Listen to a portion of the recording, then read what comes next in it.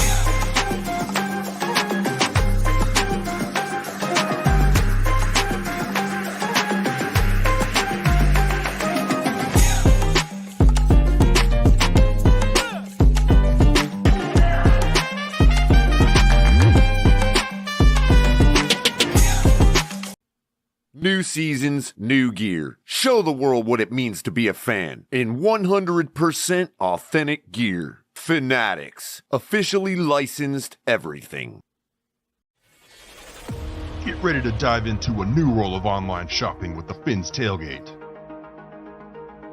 Whether you're a die-hard sports fan or just looking for the latest fashion trends, we've got you covered. With a wide variety of products from your favorite sports teams to stylish accessories and home decor, we're your one-stop shop for all things tailgate. Our easy-to-use website and hassle-free checkout process make shopping with us a breeze. Plus, with frequent sales and discounts, you won't want to shop anywhere else. So come on in and join the party at the Fins Tailgate, your new go-to destination for all things tailgate.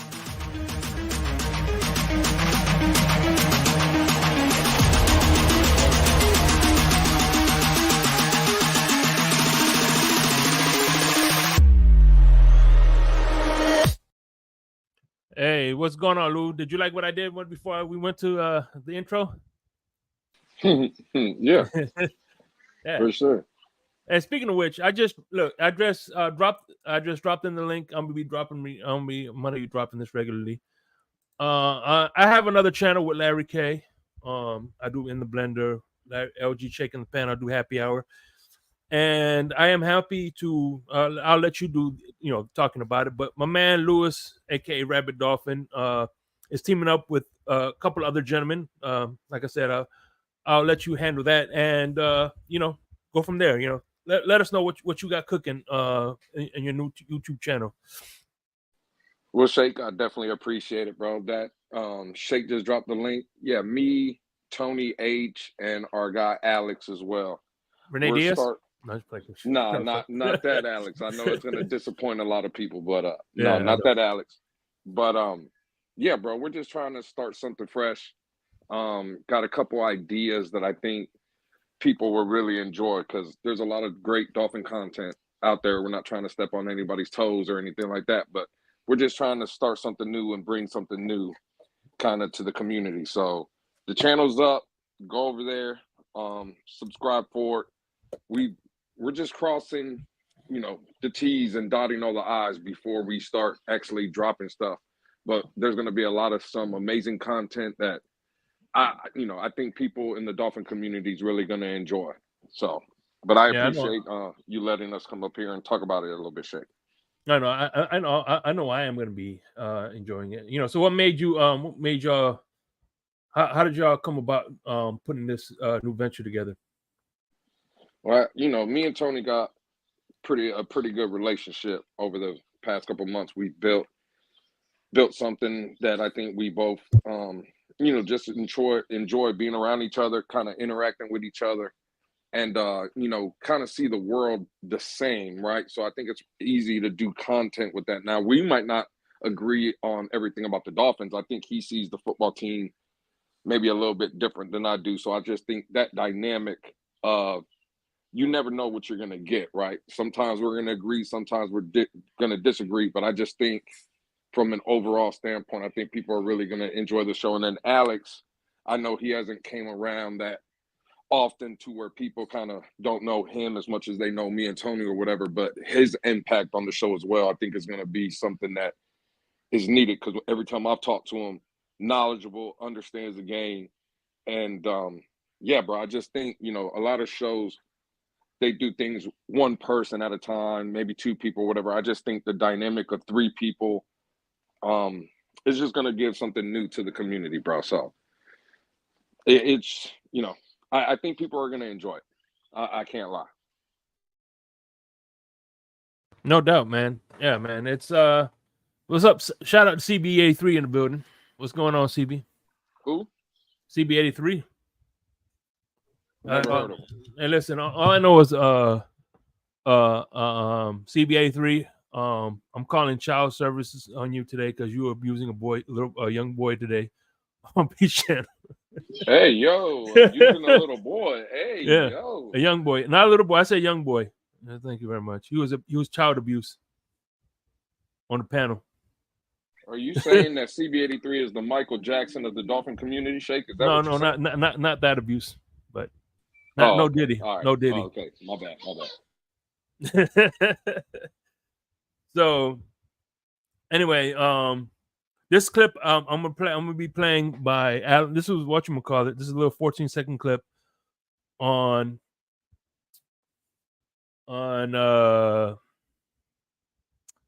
this is Perks talking about Jalen Ramsey.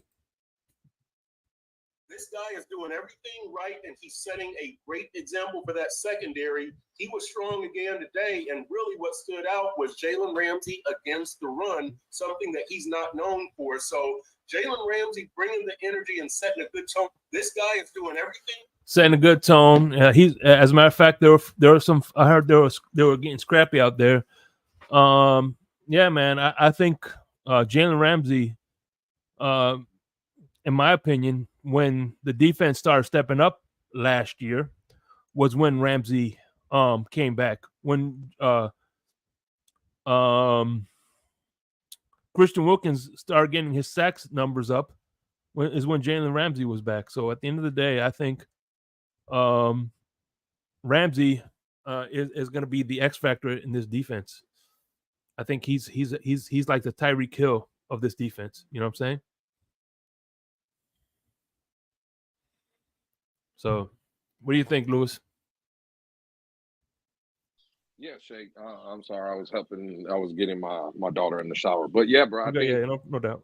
No, I think you're starting to hear some things coming out of training camp, right? Where this Dolphin defense, used the guy, Jalen Ramsey, right? I think he's brought an attitude this season. And it just seems like this is, I think, the second, maybe third day in a row you already heard about some fights breaking out, right? Some chippiness and stuff. And for a lot of Dolphin fans, they're not used to that, right? The mindset of this football team, I think, is changing a little bit. So everything that I've been hearing and reading so far, Shake, about the defense, I'm starting to like it more and more each day. I think they are bringing a level of physicality that we're not used to. No doubt, yeah. And couple that with this new defensive coordinator. I think he's going to bring a fresh new perspective to things, you know. I think he's gonna let the defensive players play their strong suits, you know. So let's see if he sticks to that, though. You know, a lot of people, it's easy for you know, like I said, one thing. What's up, Tony? If you want Lewis, send him the link if you can, or do you want me to send it to him? Yeah. Well, it's up to you, Shake. I can send it, or you can send it to him. I could do it. I'll send it to him. Yeah. Hey, real quick, Shake. I'm sorry. Like That's all right. I was plugging the show, talking about me and Tony and Alex and stuff, and I didn't even give the name of the show, man. If you see the icon, it's called the Blitz Pickup. So everybody go to the Blitz Pickup YouTube channel. Again, I just think it's going to be something different than a lot of other content that we've been receiving out here. So, but yes, the name is the Blitz Pickup. Everybody go check it out. Yeah, Blitz Pickup. That's why I said, can this offensive line pick up the blitz? I like what you did there. Yeah, absolutely. Yeah, man. Let's get to that right now. Because look, at the end of the day, everybody is talking trash about Liam Ikenberg. There's a lot of people. Oh, I don't like Liam Ikenberg. I don't like Liam Ikenberg. And right. So in one part, those same guys are the same ones that saying, well, if Tua is our quarterback, we should get behind. We should look, and the organization believes in this quarterback. We should get behind him. Why isn't this? And why isn't the same? You know, I think Ikenberg has gotten marginally better. I'm not saying he's all pro like I heard today, but I think he's gotten marginally better. I think he has room for improvement. You know, and at the end of the day, look, whether they like it or not, I think Ikenberg is going to sign a Austin Jackson contract. So it's not going to be one of those high extensions. But, you know, one thing about Chris Greer, the $1 Million Man says everybody has a price. So does Chris Greer. And if the player signs to Chris Greer's price, he's going to give him a contract. You know, at the end of the day, there's players on this roster what they didn't believe in, they got rid of. The tight end, whatchamacallit, that tight end that they got from Boston College. I mean, there is a lots of examples of Dolphins moving off of draft picks, players they signed that weren't producing. So if they're on this team, is because it's not a political game. It's because they believe in him. And I agree with you. Ikenberg is serviceable. You know? You know? Listen, has Ikenberg gotten better, Shake? I would say from where he started, yes. I think anytime you move a player as much as Ikenberg has moved up and down the line, you never can get stable in one position, right? So, you know, I'll give him credit for that. Certain areas he has to get better. I think there's certain people that just they shit on him, Shake, and I don't think that's warranted. I don't think he's just the worst, right? Today, again, on another panel, he was talking about people were saying he could get to an all-pro level. I don't see that to be the case neither, Shake, right? Like, I think he's somewhere in between that. For me, though, I wish they could have just played him at center. I don't know how I'm liking him at guard or the idea at guard. I think he can be serviceable at center, though, right? Mm-hmm. And I know, you know, you brought in Brewer and, you know, projected that's going to be your starter. I think for me, I wish they would have gave Ikenberg a chance at center. I think that's probably one of the easiest positions to play on the offensive line. I think you can give help. Well, basically the center is usually the help, right? And I just think for me, I think that would have been better for Ikenberg, but you know. You want to hear what Mike McDaniels has to say? Yeah, absolutely. Yep. Mm-hmm. Don't worry, I tortured. I went through the torture, so you don't have to. The next candidate, or is it pretty close? No, it's Liam Ikenberg has developed so much in the past couple seasons with us, and has done so by being a master of multiplicity. He's really found ways to not only contribute, produce, but then also improve whatever position he's playing. And that versatility, we've had to. Name of the next candidate. But you get the gist of what he's saying. At the end of the day, this is, everybody wants to say it's political speak, but when it don't fit your narrative, it's political speak, and when it does fit your narrative, they're spitting facts. So this is from the coach himself, and like CBA3 says, they see him every day. At the end of the day, it wasn't Liam Ikenberg that caused that collapse against Tennessee Titans. It wasn't Liam Ikenberg that gave up that punt return in the Buffalo game.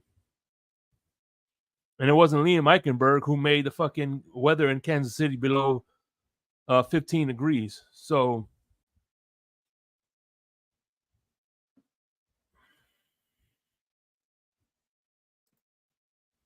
I can't argue with the professional that see them every day. Yep. Hey, listen, I got a Texas legend in the back. What's going on, EM? Shake money. Yeah. Hey man, what's good, bro? What's going on? That's real cute. That is real cute, fellas. That's real cute.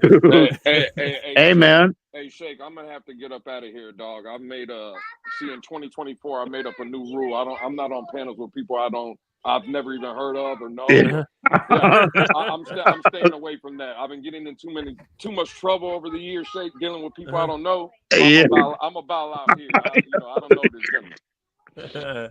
Hey man, it's nice to meet you too, bro. Nice to meet you too, bro. Hey, by the way, he has a channel. It's called the Pickup Blitz, the Blitz Pickup. So it's called what? What is that? Blitz Pickup. Well, we should have named it for this gentleman. Come by and learn something. That's what we should. Oh, okay. Never heard of the channel. I'm sure those guys over there, they're doing good work, but never heard of anything Blitz Pickup, All Out Blue, whatever you want to call it. And definitely hadn't heard from any, a guy named Lewis or Tony or. Come and learn something, goddamn it! What's up, Steve Hoffman? Appreciate you. Yeah, man. What's good, fellas? What's going on, man? Much. No, we just talking about the offensive line because shout out to your boy Reason. He was at training camp and he said the interior line is definitely a concern. Yeah. That's what the word is, fellas. That's what the word is. Although I think it's important to kind of publicly document, what has transpired to this point, at this stage of training camp. But I want to caution everybody as well. It's still early, right? It's not time to jump off a cliff. It's not time to give up on the season. It's still early, but I do agree though. Like you would want to see the interior line be a lot further along than what they allegedly are. Because again, we're taking other people's account, and again, I trust Reason's eyes just as well as anybody's in the community, or there's other people that have documented and said the same thing. So. But at the end of the day, I haven't had my eyes on the O-line and the team. So take it for what it is. But I will say it is a little concerning to hear that they're not, further along at this point. But again, it's still early, bro. It's still early. Yeah, but listen, at the end of the day, man, look, I'm ready for the Dolphins. I got my Atlanta ready because, just in case they give me indigestion again. Dolphins color and everything. But yeah, I'm good to go, man. I agree though. I agree. Look, at the end of the day, Kim Bocamper, Hmm. Kim Bocamper, he did the audible, and one thing he's always stressed when he used to do the audible is this is the time where you make the mistakes. This is the time where you throw the interceptions. This is the time you fumble the ball. It's like because at the end of the day, interceptions are being thrown because they're getting the timing right. They're timing right just with the wide receiver. So obviously, right out the gate, except for Waddle and Hill, they have the timing down with that. But the other wide receivers that the new core that Tua got, they don't have a timing yet. So at the end of the day, it's gonna be this is the time to make those adjustments and make Hmm. those corrections before the season starts. So this is the time you need to do error. You need to do those errors. So Yeah, at the end yeah, of the day, absolutely, Chase. Yeah. 100. That's a very good point. Very good point. Absolutely. The question I would have, right? And see, it's good when you have trustable eyes. And again, everybody has the people they trust. But I'm just going to call out two here, right? appreciate it. Like, I agree, like, Reason, right? I trust Reason's eyes, his evaluation of this team football wise. I trust Reason. Another guy is going to be the guy I started the channel with, Tony, right? Another guy.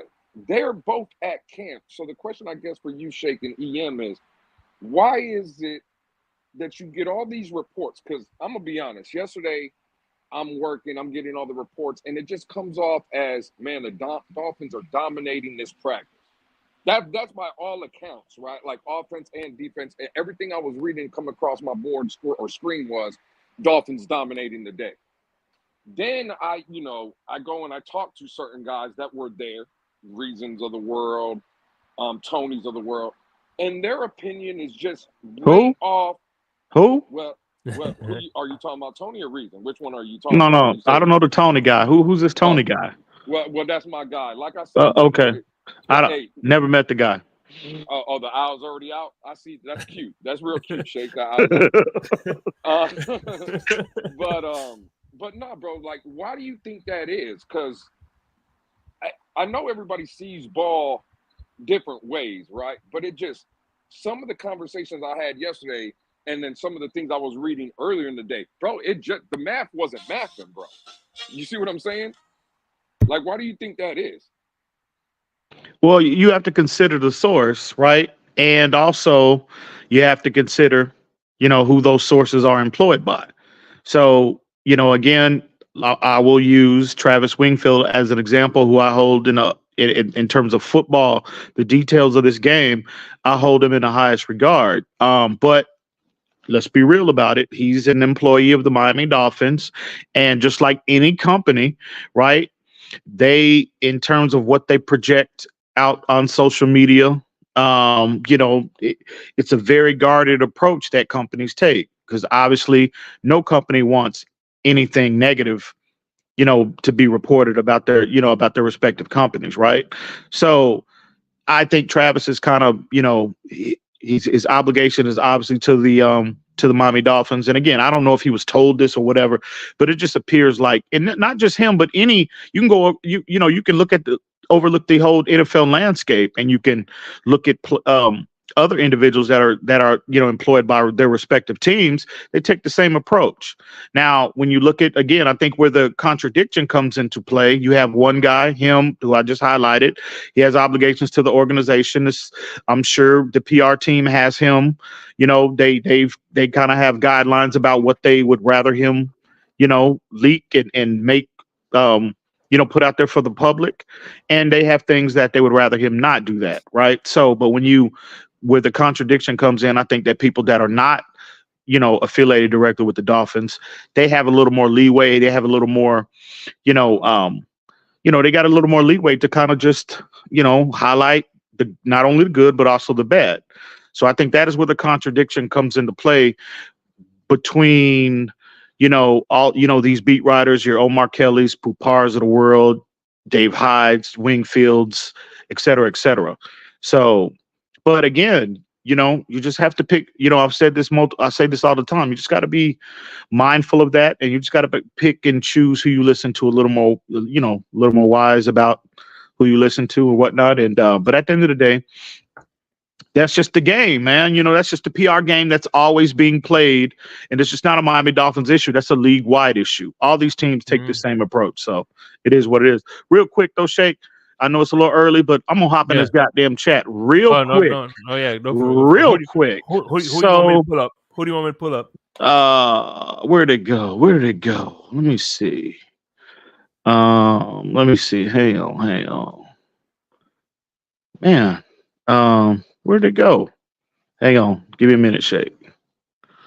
It was G's comment. Oh, there we go. By the way, there we go. My money is on 10 times Jose Valdez. Oh, but yeah, G said. I can't wait for this comment. So I'm assuming G is this comment is directed towards. I'm assuming this guy Lewis, who I've never met before. It says, "Damn, y'all want to recruit him? Man, that would have been the 4 horsemen." Well, with all due respect. Yeah. Well, you want to take this, or do you want me to answer it? Oh, no. No. Let me hop in here for 1 second.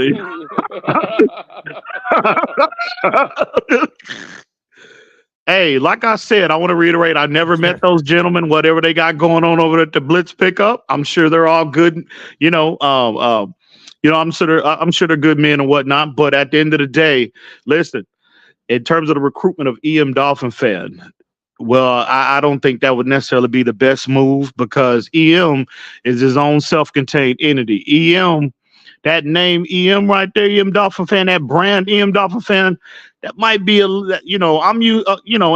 shout out to those gentlemen, respect to those gentlemen. I look forward to seeing the quality of work that they bring to the community.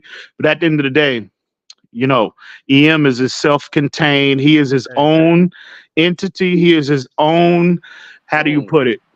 Hey, I got. How do you brand, whatever you want to call it? That name is might be a little too big for that. But go ahead, Shay. I got a special announcement, man. I got a treat for y'all today, man. This guy was an offensive line coach for his high school team, a tight end for the University of Howard. The Harvard of the HBCUs, man. It is my pleasure to introduce you, my main man, CBA3, who be cooking. He be cooking on the round table, and he was cooking on today piece shake today. Cooking, folk. No, you be. I'm sorry, but you be cooking on that round table as well, bro. Hey, appreciate you, Shay. I just try to get at people what they want, man. That's it. Yeah. That's it. Hey, by the way, True Talk wants to know if did you ask Reason to unblock him on Twitter? I don't know. Let's move on, bro. Bro, come on, man. I got you. I'm fucking with you. But anyway, go ahead. I just want to get him real quick. Can I get him before you cook, Lewis? I just want to get his thoughts on the offensive line real quick. I'm sorry. Man, I think it's a little early. Honestly, I think it's a little early to panic. I mean, we're 2 weeks into camp. We don't have the starters, actually, the starting unit playing together. So I know with time it'll come. The offensive line is always behind the defensive line.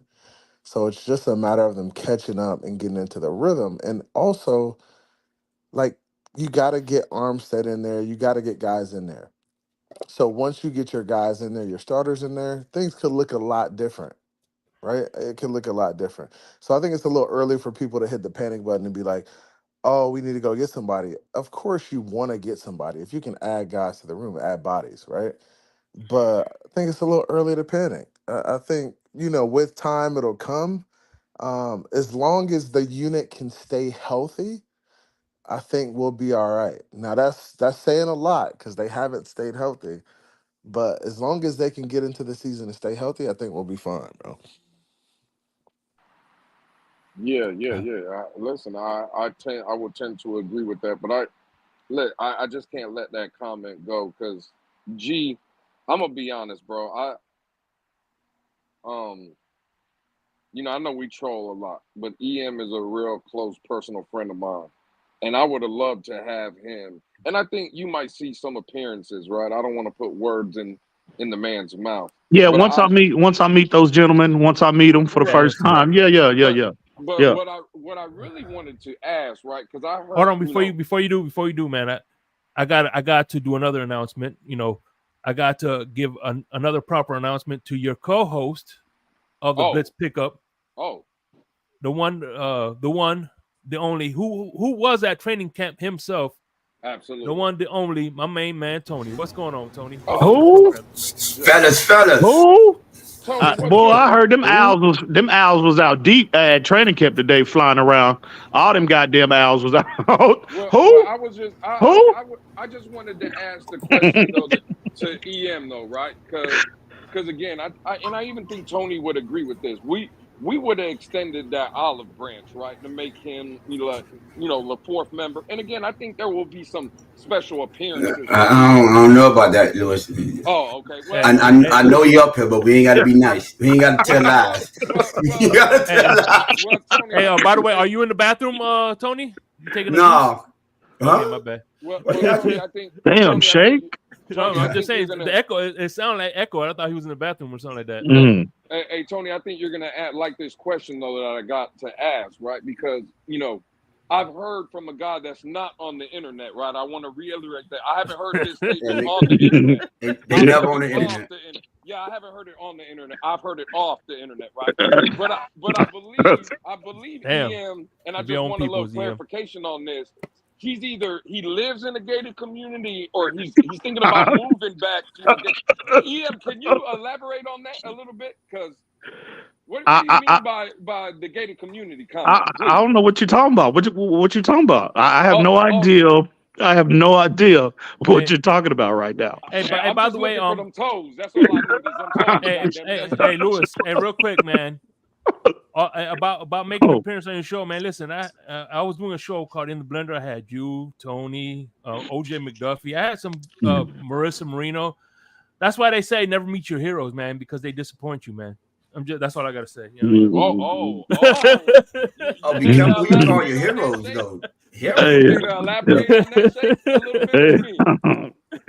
bit. They say never meet your heroes. But no, real talk though. I can't wait. Listen, yeah. Them boys over there. I can't wait till they, till they launch, and I'm looking forward to the quality of content that they're gonna bring, because the community needs it. At the end of the day, it's a lot of. Listen, man, no shade at anybody. Anybody out here on hustling and trying to, improve the quality of their lives or whatnot, or put food on their table for their families. Salute to those individuals. But at the end of the day, I think there needs to be an infusion of quality. I think in a community. In the light of, and again, no shade at anyone, but I got a lot of respect for Lewis. I got a lot of respect for Tony. So I think everybody knows by now that we're pretty close to both of them. All three of us are pretty close. So I'm just looking forward to what they bring, what they're bringing to the community, and I think they're gonna do, as long as they stay consistent. I think they're gonna do good things, because I think they're already well known in the community on Twitter, on the Twitter side as well as the YouTube side. So it's just up to them gentlemen to be consistent, whatever the format is, and I anticipate great things from that channel, from that brand, and salute to all three of those gentlemen. I forgot about Alex as well. So can't wait, gentlemen, can't wait. Yeah, especially now the football season coming up. I appreciate it, man. Hey, EM, we had Lewis was alluding to this earlier. I'm glad you came up here. Hey, by the way, real quick, I'm sorry, but I'll cut you off. because I forget. Being that you said you have, will you guys be doing some film breakdown as well, Tony? I know you're good at that as well, looking at the All 22. Is that something that you're gonna dive into? Yeah, I was probably not probably. It's most likely gonna be a little bit different, more in depth. But yeah, we most definitely plan on doing that kind of stuff as well. Okay, that's what's up. So yeah, y'all can look up for that. But I just want to, I might want to just pop my collar a little bit, because I know we got these beat writers out here reporting from training camp, and me, EM, Lewis, Reason, Alex, we had like a conversation yesterday, and I told you there was a specific standout wide receiver that nobody was mentioning. Did anybody know who got that orange jersey today? Wasn't that Cray Craft? Oh, okay. I sworn I was trying to tell people who had the standout game, the standout practice yesterday.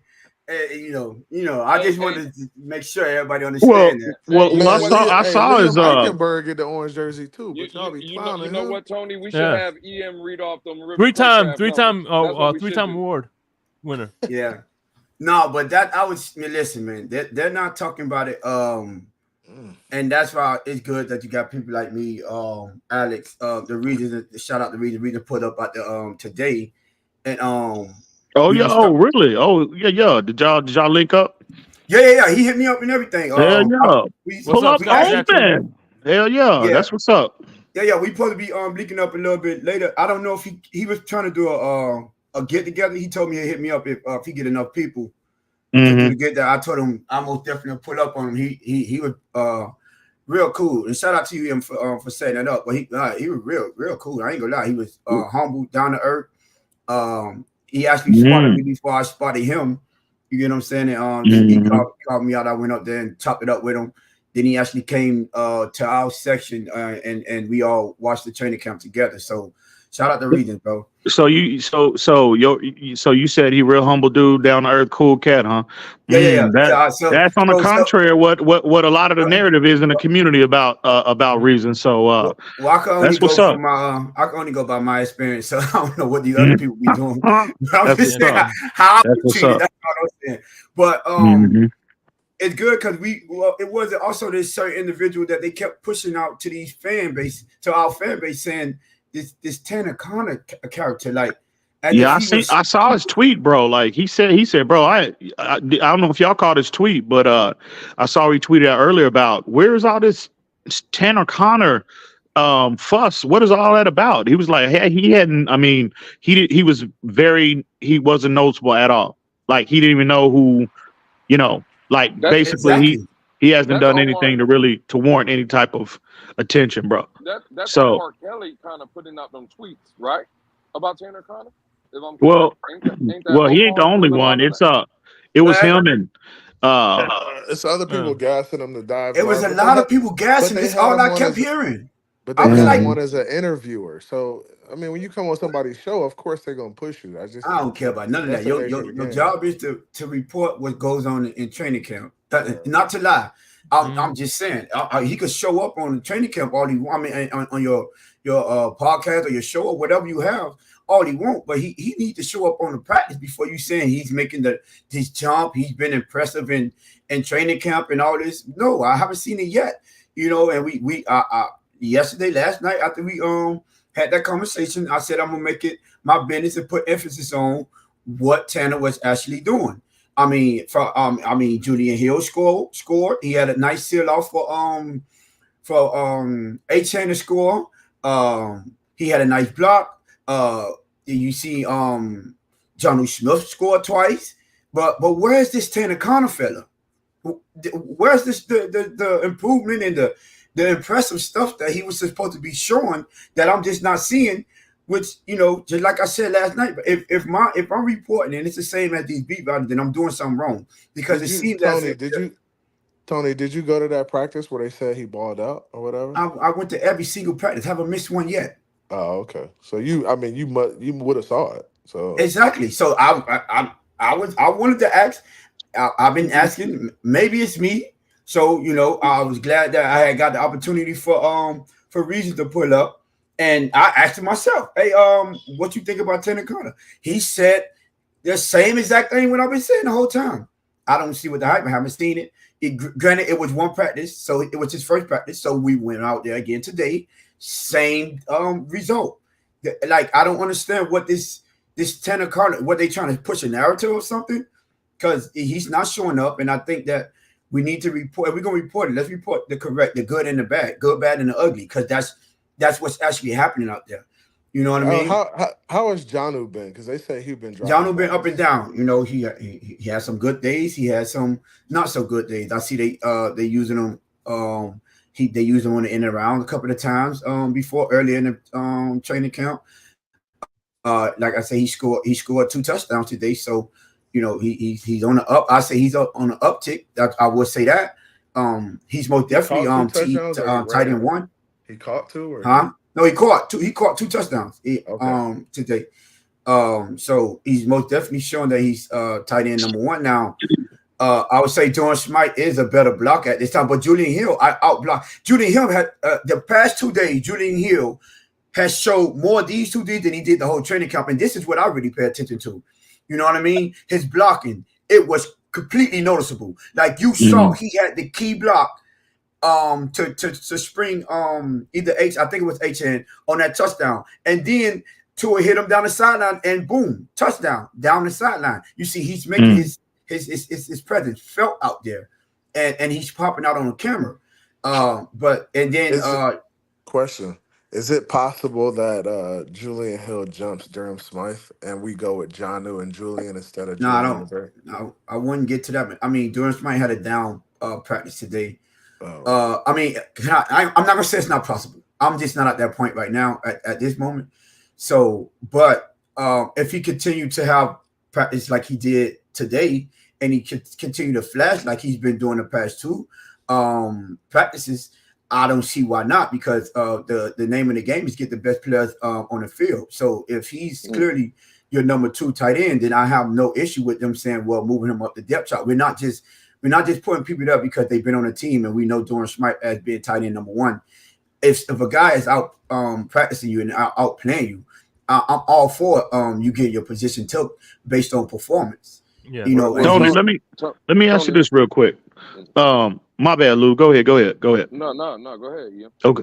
No, I kind of want to circle back to Jonnu Smith for a moment. I've heard, privately as well as publicly that the Dolphins, they've kind of been using him in a lot of, a lot of different ways, not only lining him up in line, but he's also been in the backfield at times. And they've been giving him the ball in different formats. Have y'all seen any of that at this point? Yeah, especially at the beginning of like the first, I say 4 or 5. Yeah, he ran like 2 in the rounds. They actually had him like they had him lined up at tight end. Then they motioned him to the backfield like at the H-back position and threw him a screen from out of that. So they have been using him on multiple ways. Like I said, he ran in reverse. They actually threw him a quick screen. They actually handed him the ball off.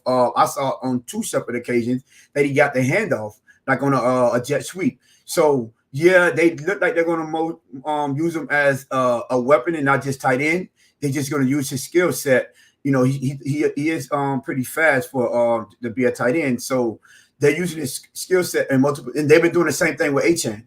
You know what I mean? So I think they're just making these our players out of weapons and playmakers, and not just narrowing them down to just the tight end or the run back or the H back.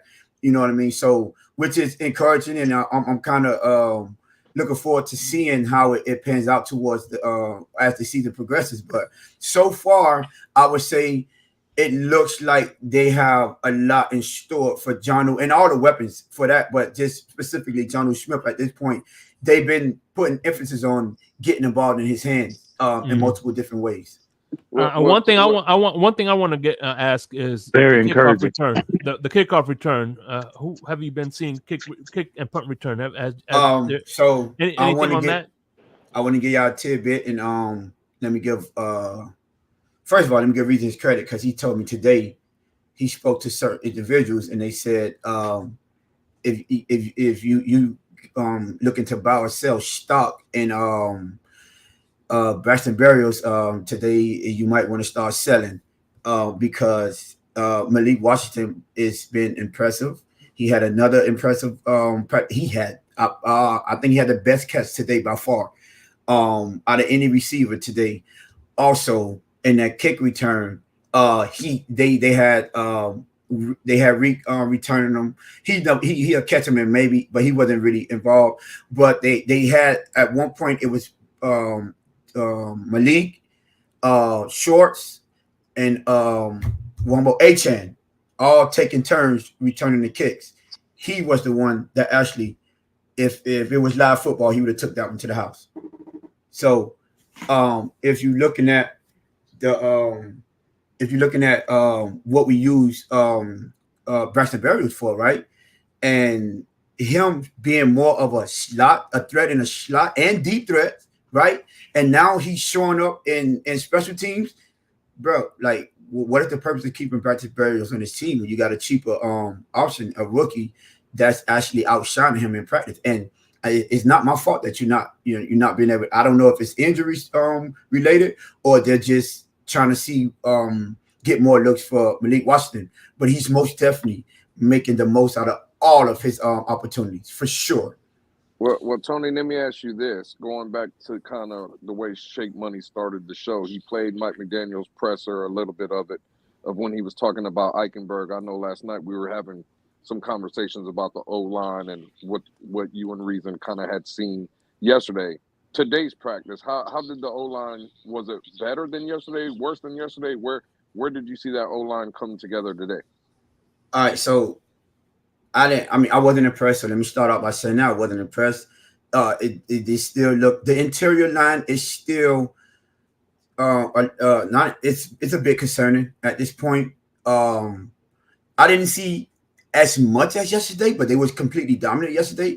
But they still wasn't. They still were allowing the pressure. Now, however, run defense, I did see improvement. It wasn't night and day. But we did get some positive runs. Like I say, Julian Hill actually was able to set the edge for a touchdown run. And I believe we had another run as well. And I know the rookie Jalen Wright had like a nice 7-yard gain before he was first contact. So the rushing part looked, I say, a bit improved, but on the pass rush, it's becoming to be concerning. Well, it's starting to be concerning because that interior pressure is still there, and it's constantly there. They had some they had better reps today than they were yesterday, so it wasn't as bad. However, it's easily not up to par as what we would like for it to be. It's still early. So I have a question real quick. Let me ask one quick question. Now, being with the interior, I want to stay with the interior, right? Now, once you've seen all three quarterbacks, how many quarterbacks played? First, 3. Let me get that. 3 quarterbacks. Okay. Okay. Now, with that being said, is there can you tell the difference between each quarterback's pocket presence once they're behind that same offensive line? Yeah, or is it the offensive line and garbage in general? So what I won't say garbage. I say a bit concerning with the inside interior pressures. So I'm not going to say garbage because garbage just mean they just But however, fair point. But I'm just saying, can you tell the difference between I would say each quarterback's pocket presence? This is based on my when the second team was in, they had more success than the first and the third string. The second team offensive line, in my opinion, they had the most success. The first string was the most effective, being that they were the ones putting up the most touchdowns. Mm-hmm. However, like both the John O. Smith touchdowns came with the second team; they weren't with the first team. Who's the second team quarterback? Mike White. Okay. So also with the presence. Now, when you say presence, Tua is clearly showing levels when it comes to pocket presence because he's resetting his feet. He's stepping up in the pocket way better than he's ever been in his whole entire career. Like stepping up instead of like just trying to scramble out. No, he's actually maneuvering in the pocket before he actually commit to taking off. You know what I mean? So he's buying more time, which is what I'm basically trying to say is when it comes to the offensive line, how much of it was the quarterback? How much no. Okay, line? So it is when I say pressure, it's immediate pressure. Like Keon Smith, bro. It was one play. It was just he got like in a tornado. They put him in a spin cycle. He looked terrible. You got the defensive either the outside rusher or the outside linebacker or the interior. They're completely in their face, so they have to get out of the pocket. They have to move. It's not like they just sitting in the pocket and patting the ball. No, none of that is happening. When they're generating pressure, is actually pressure generated immediately. The time that the pressure is getting to them. So it's not, like low quarterback IQ as you don't see the blitz coming or something like that. No. And majority of this. Oh no. Hold on, let me finish. Majority of this is Go ahead. not with Bliss. It's not on Blisses, and they weren't stunting as much as they was yesterday. So that might be Okay, the see that's what my question was, and in last night when we were all backstage last night, I asked you and Reason. I said, well, with the you know the the pressure communication, is right? concerning, is it more of a communication issue, or is it more just guys getting beating one on one? Like, so what was more of the case So today? today, I would say it was more communication than it was the one-on-one getting beat. That's why I said that I did see a little bit a lot. That's so clear. When you see that they're winning and getting more victories in the run game, that's Hmm. majority one-on-one. You might double team handing up, but you got to beat your guy in front of you and get to that second level. So I saw them Hmm. having more success today. On the inside, I mean, you going they don't have what's they do name what's that D tackle name? I forgot the tackle. That man is he's a freaking nation on the tackle. So You talk about Grady Jarrett? that dude. Yeah. Hmm. So I Yeah, he is a expect them. monster. Yeah. So I expect him to win some reps. Hmm. But I mean, and another public what you call it just let me put this out the disclaimer. Here we go. This is another disclaimer. Terrell Armstead, Isaiah Wynn, they weren't on there. They weren't using Austin Jackson as much as they was last practice. So they was trying to get a lot of more reps. So take that with a grain of salt. This is not the complete first unit of offensive line. So we expect some struggles. And what's encouraging is that they got a little bit more. But we need to bring in interior. If I had to say, if like for me, if like okay, can we move forward with the guys that we have, or do I recommend we bring in somebody else? I would say interior for sure. We need to bring someone in for sure. Driscoll he hasn't looked good at all, and they've been having him at center. He hasn't looked good at all. You know what I mean? So, and they've been using Ikenberg majority at right guard. So I'm mainly concerned with, especially after Aaron Brewer got nicked up on the hand. It wasn't too serious to where he couldn't come back out. He didn't go back to practice, but he came back on the field. That's when it started to become a big concern. Like, what are we going to do? Because you don't want to.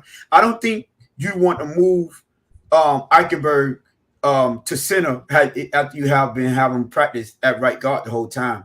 That wouldn't be ideal. That might be something that they can. That's an option there, but that's not an ideal situation for you to be in. If for some reason you have Aaron Brewer isn't able to go out, and play for, let's just say a series or two or a game or two, So I think they should either guard and a backup center. I think that'll be the move for us right now, based on what I've seen so far. Interesting.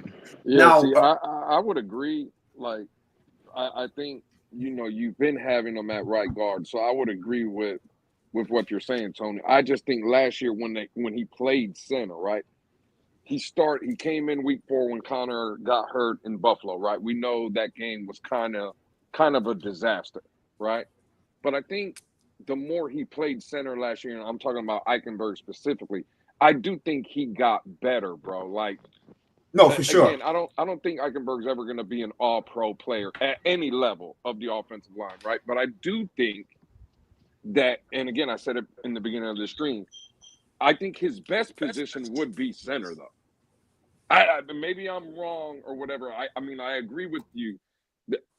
To move him back to center now, I agree, right? We're taking all the snaps at right guard, but at the end of the day, bro, I do think he's a better center. Now, I don't know what you would do with Aaron Brewer, right? Because I don't think Aaron Brewer, with his size, is the ideal guard. But I'm just saying, from an Eichenberg's perspective, bro, I think if you're just asking him to help, that's kind of like what the center's job is. I think Ikenberg would fit that role way better than any position at guard. But again, that's just me. I could But be wrong. but this is my thing. Like I think they brought in Brewer because he can move a lot better at the center position, and I think what they had was with Connor was ideal because Connor can get up to the second level and get guys cut off. Eichenberg struggles doing that, so they figure, hey, we're better off putting Eichenberg at center, so he can cut off the guy in the middle on the defensive line with his hand in the dirt instead of trying to work to that second level.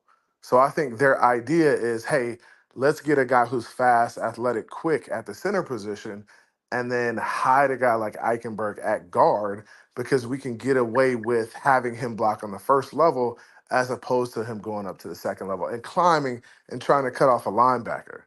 So I think at this point, the Miami Dolphins want a guy who's quick, fast, and that's why they went and got a guy like Aaron Brewer because he's a great position blocker and he can beat guys to a spot.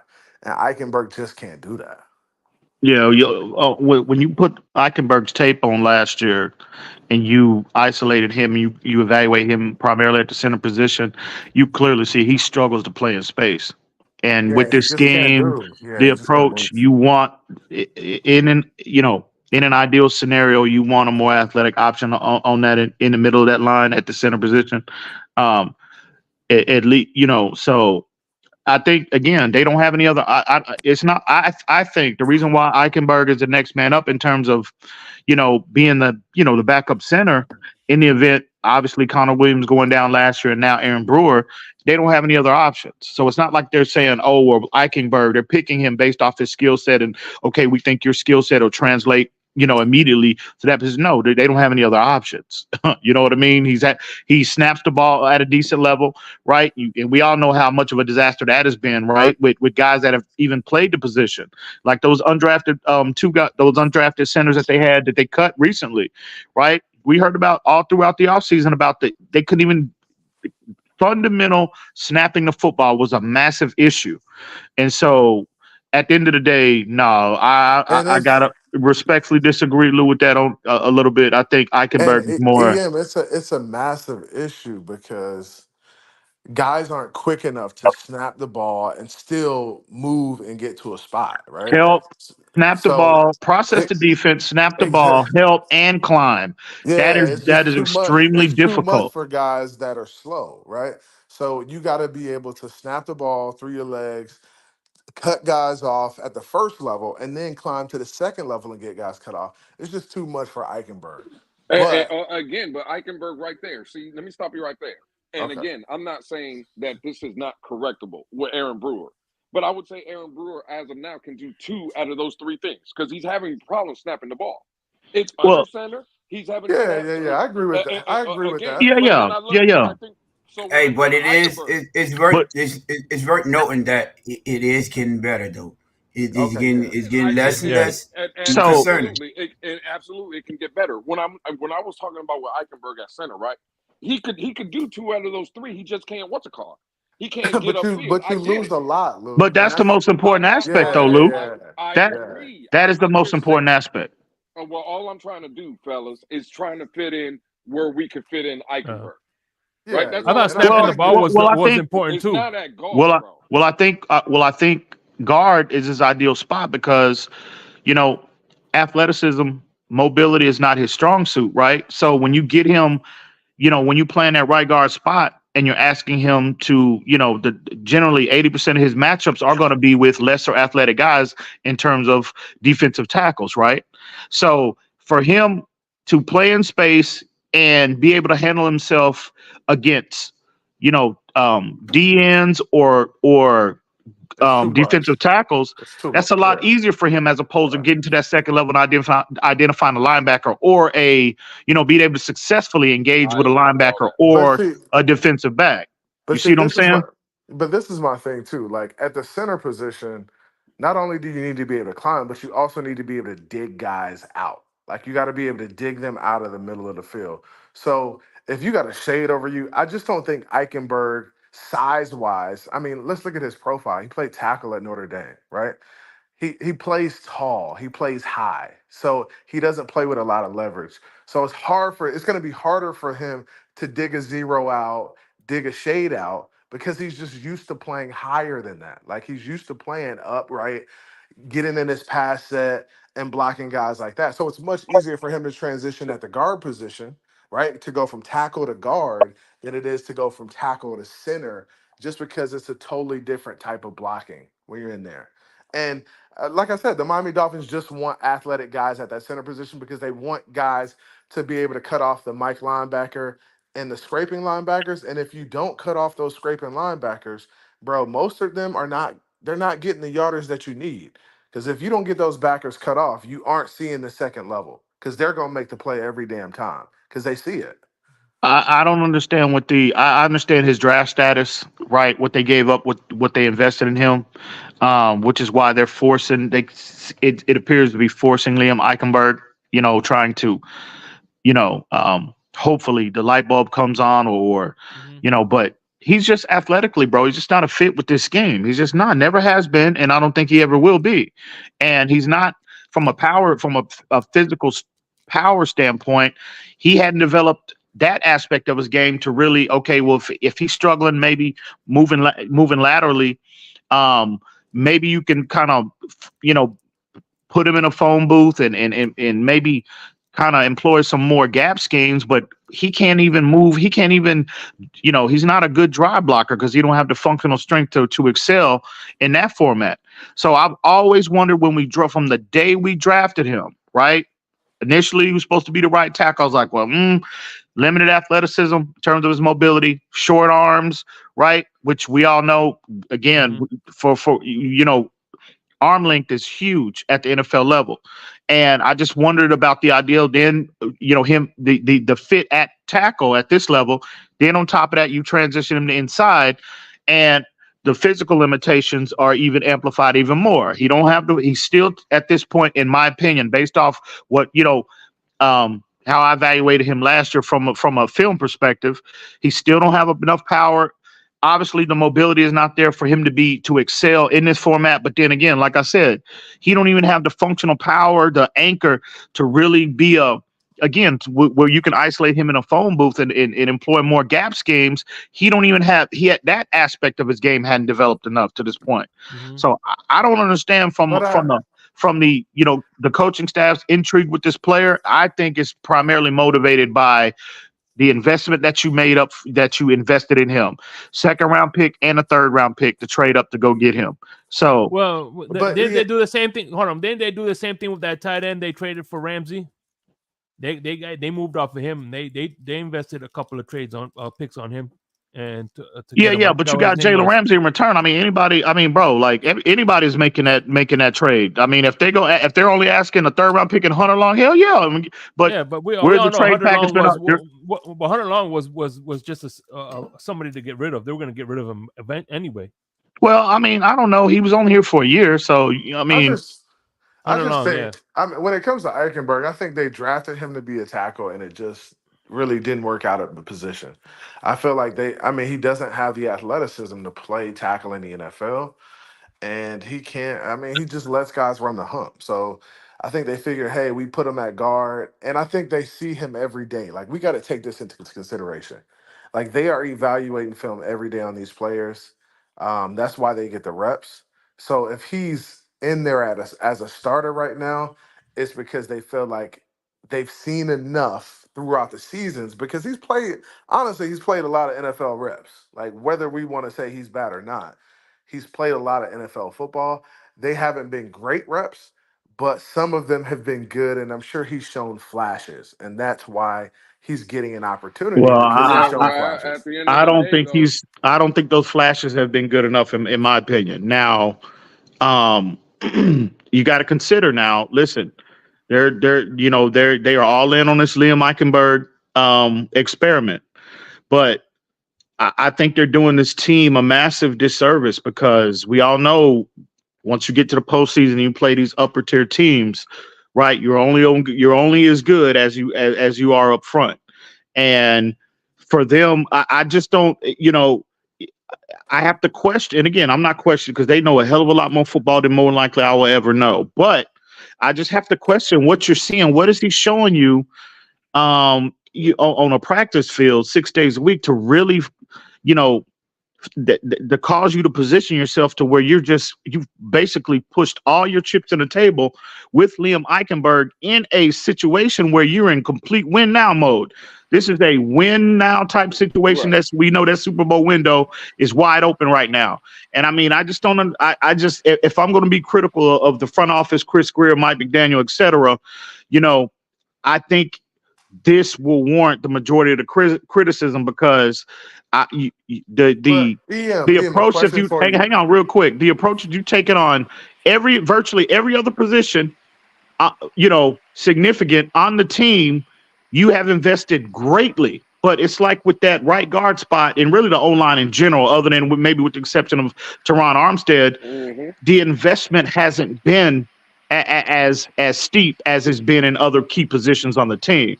So that's where the Absolutely. majority of the lion's share of my criticism lies at the feet of the front office But in this, this Well, and I regard. just but and this I is a just wanted to question, touch real, on. real Well, hold quick. on, This is CB. Hold on, CB. Because again, I heard you say something where they're in the building. He they see him splashed every or day. whatever, and they Yeah. see him every day. Okay, cool. And now EM saying they are right in this Liam Eichenberg trade. But if we're gonna again, we all talk to certain individuals. I'm sure we all hear things. I don't think that's so much the case anymore. I think to EM's last point, right? The Dolphins are in this window where they believe, whether the fans believe or not, that's fine. But in that building, they all believe they can go out here and win a championship. And Yeah. we all been hearing the rumors. They're looking for upgrades. Let's not come out here and try to lie to the fans that come That out is here and a listen to us fact. and stuff. There has been multiple reports that there's inquiries of players of other teams. They're always looking. So I don't know about the narrative that they're all in on Liam Which is Eichenberg or they're which is so. which is what I'm which just is saying at this hold on, point, which the is what move I'm not hadn't saying. happened yet. But the thing is, guys, there aren't many other options out there. So let's just look at it that way. There aren't many Well, options well, out there. well, And as a free honestly, agent, but you if can if make I was trades to though. if I was to ask you guys this question, like how many other Liam Eichenbergs are on other offensive lines throughout the league? There's probably at least 10 teams with a guy like Liam Eichenberg on their offensive Right, but line. how many? Right. Let me stop you again, right there. How many teams are built like the Miami Dolphins in a window where they believe they can win a Super Bowl? I Not mean, many. there's probably 8 teams, 12 teams that are actually competing for a Super Bowl, right? So 12 teams I each don't. year I think competing that's for a way Super too Bowl. much. I Out of think that's those way too 12 much. teams, I would probably say half of them have a guy like Eichenberg on their line who's kind of in between, like who could be good But I don't think you can or name. he can make bad plays at I don't times. think you can name 12 teams, right, that are legitimate Super Bowl contenders. I I don't think. mean, I don't think you can.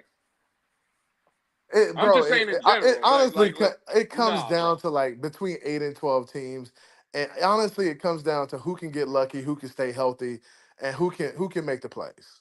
Like when it comes down to it. So when we look at the playoffs last year, we can Yeah, but honestly they say don't have everybody 12 going into the teams playoffs projected. could have made a shot at Again, it. but there's always levels to this, CB. And Yeah, of all I'm course, saying is, of when you course. talk about the upper echelons of teams, there's not 12 teams where they mentioned are in Super Bowl windows. Miami is one of those teams, bro. From a coaching perspective, from an offensive roster, and from a defensive roster, this team is loaded. How many times do we say it, CB, all the time? Roster wise, now again, it's on paper. I know people hate that word, Roster but wise, we're great. and again, there's not 12 teams that can say that. I know the But goal, everybody. but No, all no, right, no, no. so It's let's look different, at the CB. Super Bowl No, teams. no, Let's no, look at the no, no. Super Bowl contending teams, bro. All of them have holes somewhere. They ain't perfect everywhere, bro. I'm We not know saying that. they are. I'm not saying they are, but That's- that goes to EM's point, though. When you are one of those teams, though, and when you are so close, you got to do whatever it takes to fill that hole. You yeah, can't. but That I just hole don't cannot think be they the have a reason great this season alternative, falls apart. bro. I get you. I just don't think they have great alternatives right now. That's the majority of the criticism. Yeah. Well, you need to get better in that area. They should have gotten better in that area. So listen, I mean, we can't. it Hey, takes we two to can't say make, they didn't try though. We can't but say it's they not. didn't But try. again, it's not good enough. I don't want to They hear brought you in. trying. Right? They Every team brought is in trying. Win. They brought Every in team other is trying. guys. It's not good enough. Well, Yeah. you got to get better. Just like you, again, look at the approach they've taken. They have gotten better in terms of addressing every other aspect of this team. Every other position group, That's Fact. they that's have like they have saying brought that's in like high. saying the backup quarterback. That's like saying, oh, we need a better backup quarterback. Of course, we'd love a better backup quarterback, That's not the right? same thing. No, that's completely different. It's the same. We want to get better everywhere. It's about the Well, strength of the well, but No, position. no. yeah, but the difference is they have addressed the backup quarterback. They brought in multiple. You get what I'm saying? They brought in multiple linemen too. No, not to replace Ikenberg though. They didn't bring in a offensive lineman that you know for sure that was brought here to take his And position. upgrade. Exactly. Upgrade. Like Right. Exactly. Yeah, let's not act like I think they would have, but they don't see the would option have. out there. No, there. Nah, I You could No, no, disagree. no, no. Nah, I that's not think true. there was no. This is where again, and I'm. Listen, I before the think they you know like how Ikenberg, we bro. all. People shit on Ikenberg, but I think they like him. I Well, think y'all take that for granted. And well, that's why that they being criticized about the production that we getting out of them. I well, mean, if we they can like them all they want, but we clearly could see this is going on the third year in a row that we need an upgrade at guard. You know what I'm saying? Last year, they brought in Isaiah Will. We have Robert Hunt, but they still needed him at center. So it's like you see that this guy. So if you haven't, if they haven't had the opportunity to see how he plays on the field, you could say that. But he's been on multiple positions for multiple years now. So you understand what you have in Ikenberg before you even get in training camp. So they should have been got out in front of this and said we need a clear upgrade because he's not a reliable person to depend on game in and game out. and Right. I'm not saying just cut him and move on. No, The criticism I'm saying comes in when you're trying to bring him force him as your primary starter. That is the exactly. issue. He's not even 1000%. serviceable, right? It'd be one thing if he was So he's not. You serviceable, if say he he's not gave you serviceable? competency. He's an Okay. incompetent player on all levels.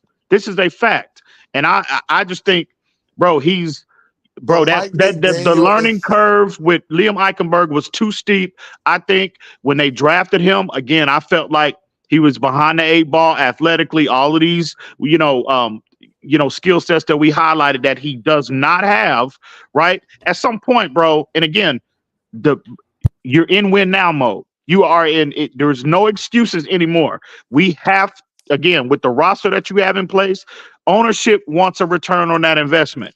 And they have taken, again, look at how they addressed every other position on this team. Clear upgrades, right? Well, Creating depth. But with that Hey, but position, they seem to be trying to force feed and make Liam Eichenberg out to be something that he has not shown us to be, or he has the potential to look, be.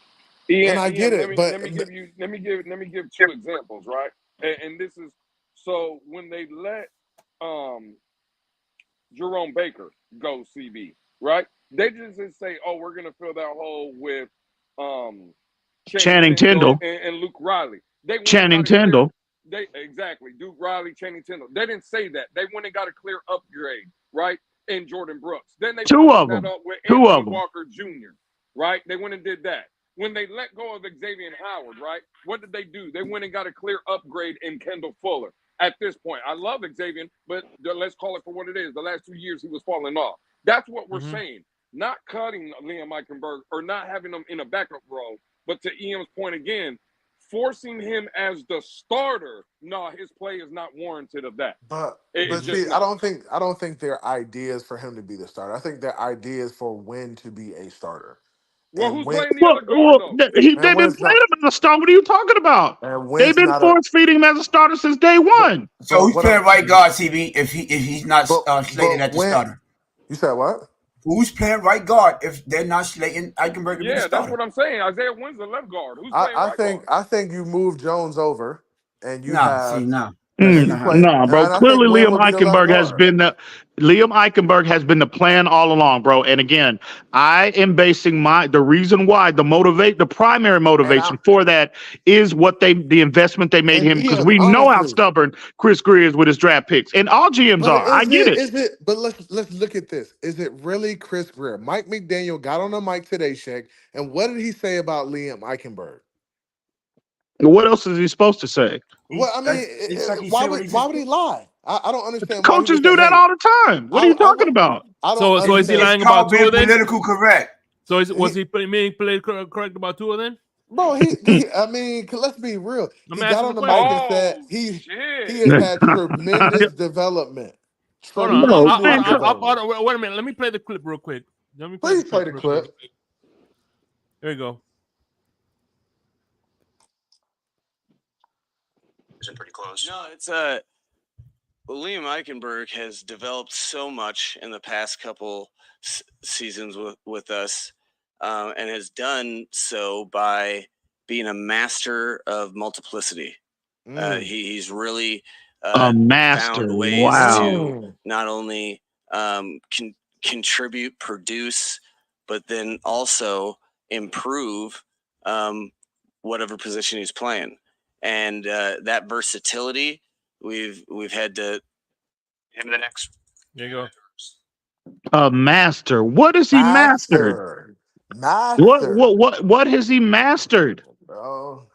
Y'all better listen to Mike And don't you McDaniel. think if he was generally, I mean, correct me if I'm wrong, but I mean, going back to Pee Wee League, Little League, high school, college, ultimately the pros, right?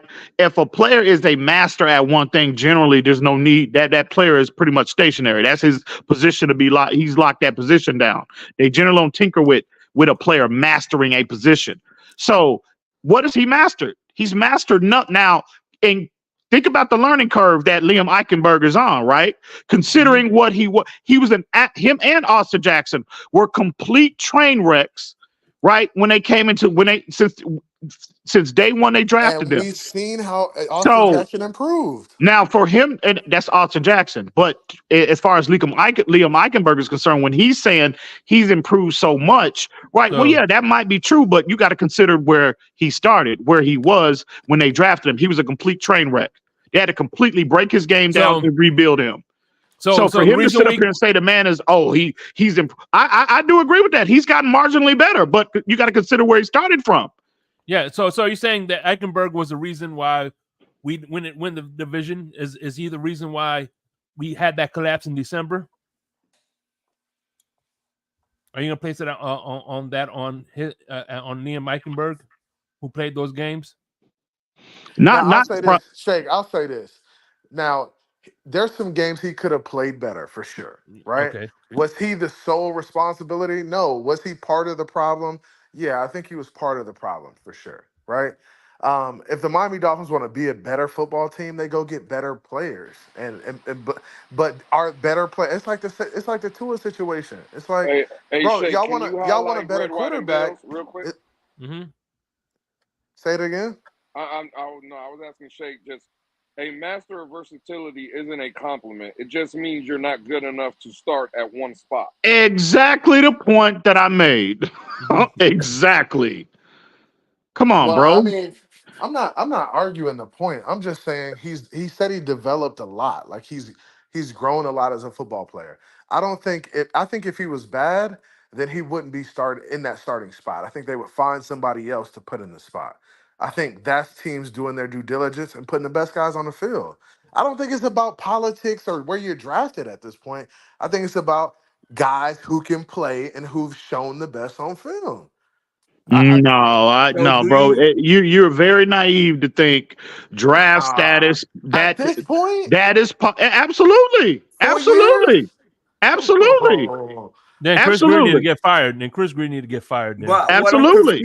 I'm confused by. Do you think the plan was to start him or not? Because now you're saying that I don't he's think improved. the plan. I don't think the plan was ever to start him. I don't think the plan last year wasn't to start him, but he had to play because guys went down. Connor went down. Wynn went down, so he ended up playing. And I guess they probably looked at the film and said, "Damn, he's not as bad as we thought he was.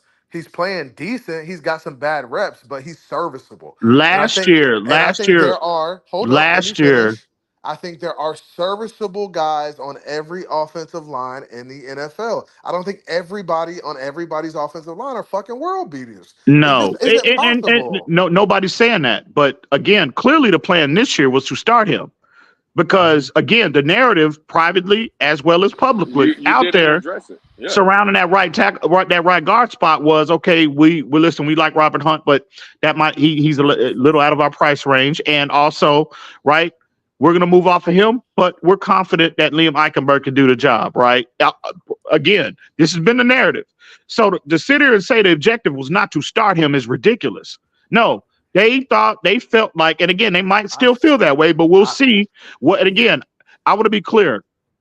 In terms of the Liam Ikenberg criticism, all I'm doing is being critical of what we've seen to this point, right? We don't know come September what the product is going to look like on Sunday. We don't know that. So I'm still kind of pausing in terms of, my position on whether or not I want to move off of him or not. But at this point, he clearly has not shown enough. Clearly this year was the objective.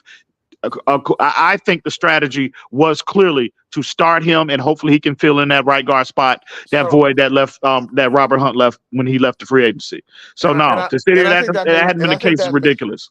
And I think that may be the case, but I want y'all to understand this: is that Mike McDaniel and his scheme feels like he can hide guys and he can do a good job of keeping guys heavy on their hands where they're not a liability in pass protection all the time. So a lot of our pass protection is not 5-man, man-on-man protection. It's moving. It's like sliding over one gap and giving guys an opportunity to, like a run look. It looks like run, and it's not a pass. So it's we not understand a lot that. of.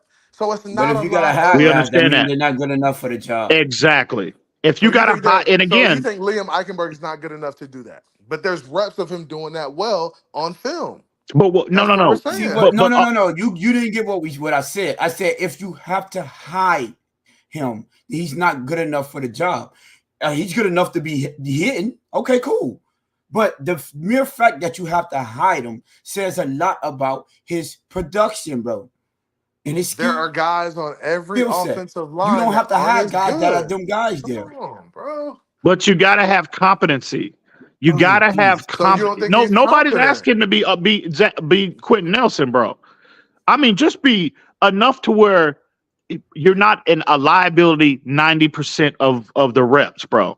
Like, no, he just hadn't. And again, I am reserving judgment in terms of moving off of him or not until we get further along in the process. However, where we are right now, as we're having this conversation, he clearly has not shown you enough. Clearly. I hear you. Yeah, and I mean, and again, I just don't understand. This is where the political game comes into play, in my estimation. To Lewis's point, right? Piggybacking off the point I initially made about look at how they address it at virtually every other position on the team, the cornerback position, the safety position, linebacker, edge, right? Wide receiver. They are constantly making significant upgrades in these other areas. But you're going to ignore that one when he is shown, and the guys that you replaced, right, at linebacker, at corner, at safety, the guys you replaced showed you a hell of a lot more than Liam Ikenberg could ever dream of at this point. But you choose to ignore that position? No, get the fuck out of here. Politics are clearly in play here. And that is a fact. They just worked out. So they ignored that upgrade just for a fourth pick they made 3 years ago, a third round pick because they made a third. That's the game. That's the game that's always been played, bro.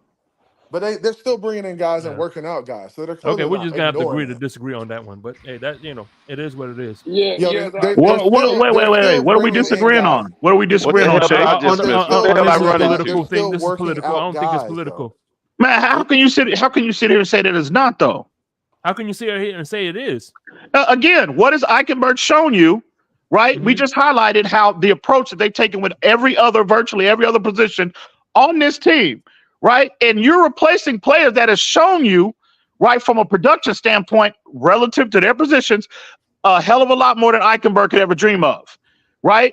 So why are you choosing to upgrade all these other areas, guys that are more proven commodities, but you're just clearly ignoring what you're seeing from Liam Ikenberg? The tape don't lie. Right? Well, maybe they think otherwise. Why would they hang on to a player for a third round pick that was made 4 years ago? No. They invested a second. No. They invested a second and a third. And the Dolphins blew a first round draft pick. So they don't obviously. And how many chances did they give Noah? How many chances did they give Noah? They didn't give him nothing. 2 years. No, Noah was on his 5th-year option. The last year of his contract when they got rid of No, him.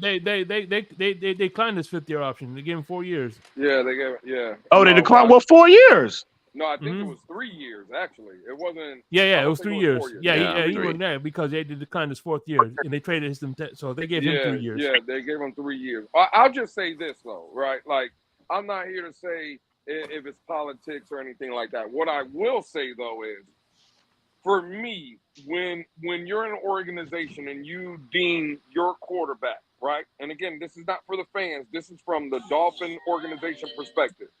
When you deem you found your guy, when you make that quarterback the highest paid man, according to him, in the building, right? That is your franchise quarterback. What you need to do, in my opinion, is protect him the best way you can. Now, 110%. I love the defensive lineman. That's protection. To have a good defense, I'm not saying is not a protection for a quarterback, but at the end of the day, bro, like, you look at the investments that other teams have made. Kansas City every year is bringing in offensive linemen for Patrick Mahomes, and he's arguably the greatest quarterback to ever play this game. You look at Cincinnati every year; they're bringing in offensive linemen. That's Mhm. one thing I will say with Miami.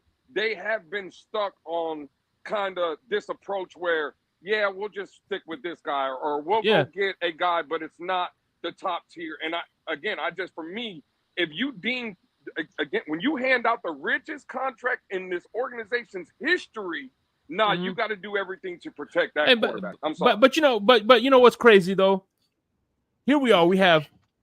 We just extended 2 wide receivers. Gave them, well, one was a rework, one was an extension. One we gave more guaranteed money. We extended the quarterback, right? And we're still bringing in wide receivers. We signed Odell Beckham. We signed this guy, and we're still bringing wide receivers, but no offensive linemen. Why? Well, Well, it sounds again, like they're satisfied with that position. well, again, I mean, I say they just again. worked out. Can you guys hear me? They just worked out, guys. Like, Well, they're well, constantly Yeah, working CV. out, guys. but the guys that they're bringing in, they're not. It's a But completely different approach. what if that's all that's out there? That's It my well, it might question. be, but again, okay. Well, again, did we know Kendall Fuller was going to be available when they moved off to Xavier Howard? Did we know that? All right. But Well, what all does right. Let that me ask have you to this. do? All right, What does that hold have on. Let to me ask do you this. with? Hold on. Well, Did we know? Again, let me ask this real question, because this is something that when everybody wanted to move off of Tua, this is a question we asked. All right, let's say we do move off Ikenberg. Who realistically is out there that's realistic that we could get to Miami I as an don't know offensive at this guard? point in time. I don't. So As we're having this that's the conversation now. question. But again, Right. but that's going probably back why we to the got the start of free debate. agency, they got aggressive. We didn't know Kendall Fuller was going to be available. We didn't know they were going to make that trade for Jordan Brooks. We didn't know they were going to make all these other significant upgrades, Jonnu Smiths of the world, to this team. Well, again, I am talking about the approach. The Dolphins got ultra aggressive and opted to get aggressive and addressed the depth and the quality of these other positions on this team, but they're not doing that at that right guard position. The approach is completely different. They've been ignoring it. And this is a fact. This is the reality of the situation. So at the end of the day, they should have took the same approach like they took with Noah Igbenogany, because again, they abandoned that Noah Igbenogany experimentation, right? Because he showed you absolutely nothing, and he was not good enough to warrant playing time considering who he's playing behind, i.e., Byron Jones, Xavier Howard, right? So he was relegated to the bench because he wasn't showing you enough. The difference with Ikenberg is this year, right? And again, they might be seeing something completely different in practice. I'm just telling you what my eyes have shown, what my eyes are telling me at this point. He has not shown you enough. What they should have done is gotten ultra aggressive and creative and acquired a player that is a significant upgrade over him. That way he can sit, and if you want to continue and have him on the team based on his draft status, you can continue to develop him in that format. But the issue is they're trying to force feed this motherfucker down our throats as a competent starter, and he has shown you nothing to validate that level of approach. I think if you put on the film and really watch him play by play, you'll be like, well, he's decent. and we may Decent be is not a good. It's not. That's not what you use for real a quick. starter. Let me get to the super they're chat real decent. quick. There are decent O linemen in Maybe the NFL. serviceable enough That's what I for was You Griff. keep talking about decent O linemen in the NFL, but you don't want to rely on decent O linemen in the NFL, especially when you have multiple years to upgrade the position. Bro, Why are we still being content with decency at O line? Well, Real quick. my question Real is, quick. how come Griff? Hold on. How come Griff's state? Go ahead. Oh no, he got a super. No, I was gonna say how come Griff's statement doesn't apply here? You guys are worried about the offensive line more than me. How come that doesn't still apply? Well, go ahead, I guarantee you he won't want more words this offseason. Now look at the starters the projected starters last year. Teron Armstead, Isaiah Wynn, Robert Hunt, Connor Williams, and Austin Jackson. Austin Jackson, right. I guarantee you he will not mumble them words this offseason. I guarantee you that. Correct. Yeah. Well, he's still Hey, applying it fuck based on outta his here. actions. He don't have to Real mumble quick. them. He's using it with his actions. Real quick. Shout out to Kevin Lee. You guys have any predictions on who plays Friday, Skyler, Mike White, and who gets the backup role more likely? say- Hey man, I'm Skynet all the way Friday, baby. I'm Skynet all the way. Well, all you Mike White White light his Knight ass folks on was out fire. there talking crazy. Skyler took his job back. So hold on, Yeah. Crypto. Before you speak too soon, I would say when it came to joint practices, Mike White was clearly number 2. Skyler regressed. Yeah, I'm gonna say in joint practice. I will tell you that. Yeah. Now, before, remember I said Skyler had clearly outperformed Mike White. The beginning of the training camp, he had a better training camp all the way up to them joint practices. And them joint practices, Mike White clearly showed why they had him as number 2. Now, Skyler might have played better in the game, but the last 2 practices, it has been clearly Mike White over Skyler. Well, I would just say this: when the depth chart finally came out, right, of what it looks like, I'm not going to give you my prediction at the end of the preseason but that don't mean nothing. or going in. Right. Well, that's what I'm saying, Tony. I'm not going to give you a prediction of the end of where the 53-man roster, who's the number 2, right? That still has to play out. But to answer the man's question about Friday, I think obviously it's Mike White. I don't know if Tua plays or not. I'm just saying quarterback 2 is going to be Mike White, in my opinion. Skyler will come after that. I think week 2 of the preseason, determining if Tua plays or not, whenever the second quarterback comes in, I think 2 will be Skylar Thompson's week. And then we'll go from there going into the last game of the preseason. I'm Skynet all the way, baby. I just want to see Skyler. Mike White, he is what it is. He is what he is. I think there's still some upside with Skyler.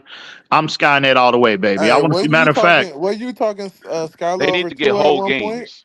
I'm bringing Gavin Hardison back, goddamn. No, Gavin Hardison is on that bus. He got his bus ticket, goddamn it. I'm Skynet all the way, baby. If I had it my way, Ian, what are you talking Skyler You're trying over to say Tua at something? one point? Hold on, I'm Skynet all the way, baby. I can't wait to see him. What was that, CB? All the way, baby. Wait, say that again. You elaborate on that? Over Tua at one point. Hey, y'all look, Ian, look what you done started. Ian. God, you done got Oh, shit. There you go. Look, here we go. See, I told you, hey, look, it's like clockwork, baby. Anything that can reflect negative on Tua, right? Oh, Pete loved that version of EM, right? You're not even welcome on the platform when he stopped you out. Pete loves that one. I'm Skynet all the way, baby. Hey, I still hadn't gotten over and I know I've been trolling Skyler, you know, his regular season performance, his grades and all of that. I know I've trolled him, but Skyler, no matter what side of the fence you are on, Skyler does have some upside. He does, clearly. Hey, real quick, gunshot. Don't let Pete up there. It's levels to this. Hey, Pete's proud of you, man. He's bringing you. Hey, EM. Pete's putting you on the panel now. He said you got some talent. Oh, okay. I appreciate that, Pete. I need a home, baby. I've been bouncing around too long now. I need a place I can lay my head at night. Bring him home. Yeah. Bring him home. Yeah. I've been homeless for far too long, bro. I need somewhere I can lay my head at night. Hey, Pete, bring him home, Pete. Oh, that's the knockout artist right there. That's that knockout artist right there. Oh, no, you don't want to hear nothing. Nope. We don't want to hear nothing. That's that man that loves loves to break. I'm gonna break your goddamn jaw on the boardwalk. Goddamn it! Yeah, he is. That's that knockout artist. Yeah, he doing that. This is why panel shows suck right here, because everybody just talking over everybody and no one can get that goddamn word out. Bro, let me get right here. Oh, let me Fred up here, man. Lewis is out of control, man. No, that's all good. Hey, so what you saying, Crypto? If Fred pull up, Lou gonna be a completely different person. That what you trying to say here? Can y'all oh shit! Yeah. Hold on. Let me address two things. Number one, here's the I'm gonna be posting it again. Here is the link for the pickup, the Blitz pickup, with my man Lewis, Alex, not Renee Diaz. And of course, Tony, click the link, subscribe. Yeah, click on You're gonna see some great content coming up soon. Let's hope now. Let's hope now, because you got Lewis and Tony as the front man now. Now listen, I'm hoping for all the best, but I gotta wait. I'm taking a wait and see approach. Goddamn. Are you trying to say Lewis is the Ikenberg? Well, I just want yeah, babe. Yeah. He definitely is the weakest link for sure. Hey, Shake, EM is the Noah Igbanati. He ain't make the cut. Hey,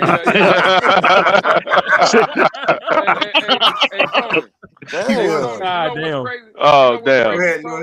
What I was just gonna tell you is, right? Remember, now EM was saying I'm all Skynet all the way. I'm here to tell everybody by the end of the night there will be personal phone calls between EM and Pete. They became best friends today. Hey Pete. Hey Pete. Hey dog. Hey, you heard Tony. Tony said I didn't make the cut. So hey bro, I need a spot, dog, so I can I can get my shit off. So yeah, Pete, I need that spot on that panel, dog. Look out for your boy. Look out for your boy. He's gonna have to try to find a new job, because the concrete pourer over there already has a job. That's Crypto. Concrete over there. So hey, you're gonna need. He already got. He already got Crypto pouring that concrete. That what you're saying, Lou? Oh no! Oh shit! That's a cool story. Yeah. I'm coming, Pete. I'm coming, bro. I'll be there. Bring him home, Pete. Bring him home. Yeah. Hey, but real quick, Kevin Lee says, do you guys think that OBJ will be playing week 1? Yes. Week 1. I say no. Jacksonville. I say come back. Wait. I didn't hear you. What was that? Shake. What you say, bro? My bad. Do you think OBJ will be playing week 1? Oh yeah. From what I'm hearing, yeah. Week 1. He'll be out there week 1. So it must not be a bad injury. I heard like 95% of the approach that they taking with him has all been precautionary, bro. Like he don't have anything major going on from what I heard. So. Okay, so Sunday afternoon.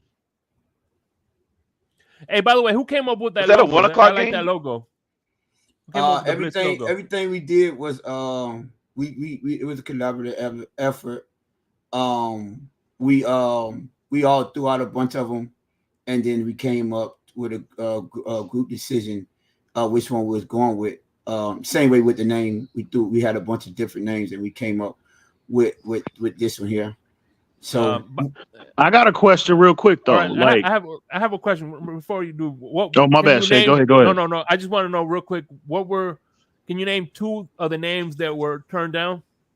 The first one was Gridiron Wave. That one was turned down. The second one was EM is invited. They're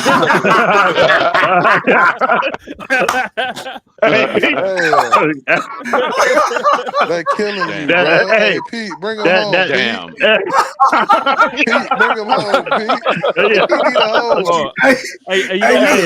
That's real cute. That is real cute. Hey, look, that one was turned down with the quickness. Oh shit. Pete, that is real home, cute. Pete. Damn. Well, I got a question real quick. Like, I know we, no trolling or anything, because y'all motherfuckers definitely trolling right now. But so kind of articulate, what was the motivation behind y'all wanting to link up and create this platform and get out there in this YouTube game? What was the motivation behind that? He's trying to be messy, Tony. Look at him. Elaborate on that. You can't elaborate on that. Hey, it's just a He simple trying question. he trying to start chaos, Tony. Hey, Don't let Hey, him. hey, Lou, I got one for you. Hey, Lewis, you got to hey, elaborate on that. We gon' Goddamn it! hey, man, it's just a simple question. You know what I listen. mean? I got you right here. We gonna put together an origin story and drop it on our channel. How about that? Hell yeah. Ooh, I like it. Yeah, I need them goddamn toes right now. That's what I need. I need Shit. all them toes. All right, here we go. Mm. Here's another $5 super chat. What's y'all take, Shake and panel about Tua going through his reads now this year? Y'all think Mike White is No, opening up Mike. more? Mike is opening up more for Tua this season. So What? Mike he McDaniel opening up on him? yeah, Say Mike it Yeah, McDaniel. again. What's the Mike question? McDaniel. Mike McDaniel. He Oh, talking about but Tua yeah. going through his reads this time of yeah, year. from a training camp aspect. I mentioned this from the very first training camp. I noticed that he Tua put an emphasis on going through each one of his reads before he even made a decision. Even if the first read was open, he always went from the first 2, 3 training camps. I noticed he never went to the first or second. He always went to the last read before he made his decision. So, to answer your question, yes, he's practicing on that. He look like he's putting emphasis on that. And I think that he's killing two birds with one stone because while he's doing that, he's also extending plays because he cannot just sit back there in the pocket to every time to go through the progression because obviously the protection is not holding up. So and to the part about Mike McDaniel opening up this year for sure. It's his third year in his playbook. Tour basically at this point he should have mastered the playbook and now it's adding on to those specific plays that work. Albeit if it's same formation, different route combination, stuff like that, or what works for specific defenses, disguising what are you actually running because changing up your tendency, giving you the same look but different route combinations. Same look and it could be a run, but you got a pass and play out of that. All of the small nuances that you have to do once you already have the scheme down packed. I think that's what we'll start seeing this year, and I'll see you. I'm hoping that we see Tua take more ownership of the playbook and start making his own calls as well, based on the coverages that he's starting to see. Yeah. And by the way, Shake, real Fred. quick. Shake, real quick. Fred said if you don't drop that goddamn link, he gonna break your goddamn jaw. So Fred, that's what he said, dog. Damn. So I'm just saying, Shake, I'm looking out for you, bro. I mean, Yeah, he can hey, break. what I saw from Tua in camp was just like Tony said, just emphasis on going through reads. I don't think it's about making the best play right now. I think it's about, hey, forcing myself to get through reads, to see everybody, to be able to make a play. And when it's not a play available, he, like you said, he's focused on, hey, pulling the ball down, getting extra yardage, or figuring out a way to get it out, get it out of bounds or something like that. So I think Tua's just working on his game. And I think the defense is also putting pressure on him and taking things away that is usually used to getting in camp. So I think the defense is making it harder on him now. So in the game, it comes easier. And I think, honestly, practice should be the hardest part of playing football. And that's how it should be. The game should come easy if you're a part of a good organization. So I think if we see him struggling now in practice, I think that's a good thing because it's only going to make him better in the game and make the offense better in the game too. So this defense is good. They're talented. I think they're always in the right positions for the most part. They may get beat deep every now and then, but Yeah. I think that's kind of orchestrated almost. Like, hey, we know we got the safety over here, Javon Hollins over here. Let's give us something on the other side of the field, hit Tyreek on a go or something like that, and let's see if Tua can put the ball in the right place and we can make a play. So I think they're making it difficult on Tua, and I think it's going to make him a better player. But I do think the work he did in the offseason with Tom House and those guys is really Yeah. paying off because he does look like a different quarterback. He does look like a different quarterback. Yeah, I agree with you 100%. Now we just got to see, You just got to see them put it together. At the end of the It day, has to translate to the field. Yeah, yeah. definitely. No, like I said, I think another Yeah. reason I think they're so comfortable with Ikenberg is because of Tua's pocket presence. You know, at the That end of the could be it. day, That's another part of it, Jake. I wanted to elaborate on because of the 2-second releases and things like that. They think maybe Tua is shielding some of Eichenberg's deficiencies to the point where they comfortable enough with him where it's not going to be that detrimental to the team. That's what I'm thinking. My guess. yeah, Yeah, because that's a good guess. if they play with Mike, but the crappy part is if they play with another quarterback like Mike White or Skylar Then Thompson his that doesn't have his deficiency would show up more because they need Yeah, more time. yeah. Hey, Shake, I I, appreciate you having all me, right, bro. I CB, really do. same here, man. You know, you always welcome me at the Smoke Lounge. You know, like I said, Smoke Lounge is invite only. We don't open up the link because that's for Friday, and I barely want to be on Friday shows. yeah, But you're gonna be out of town though Friday, right? no, Shake. that's next week. Next week, we have a game, so I'm not gonna be doing a open panel this Friday. All right, appreciate you, Yeah, that's bro. right. The game is on. That's All right. right, CBA3. Hey, Hey, listen, I Crypto, All right, appreciate you CB. for Tony, pulling holler up. at y'all boys. Yeah, I yeah, Hey, yeah. appreciate CB, I you got a pulling up, video I'm gonna send to you. I need you to watch it. and It's a video. and All right, stop send it and to stop me. and stop All right. abusing those stop abusing people on panels. Oh man, I'm not gonna do P like that no more. All All right, right, later. later, Oh, Tony. Pete, boy, I tell you, Pete is something else. You there still, Tony? Say Pete was again, on overnight. Boy, damn Oh Pete, man. boy. Yeah, we're about to wrap this up soon. So hey, once again, I appreciate you for coming on. Just let me ask you a few questions about the show. Go ahead. Is there a time frame, or are you Well, still see, working those out? yeah, no, Still working those that's out? the thing that we getting the time frame down. We getting the specific days down. Because we want to run live shows and pre-recorded shows. Yeah, no So doubt. we trying to figure out when we want to drop the pre-recorded shows and what days we want to go live. So that's the little small kinks that we working out right now. Yeah, but yeah, basically, the time frame should be shortly. Probably by the end of this week, we should have what time frames you want to go in. Mm-hmm.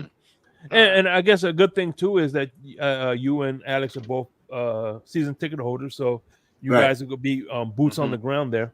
You know what Right. I mean? Yeah, Mm-hmm. pretty much at all the games. Will you Yeah. be calling games as well or no?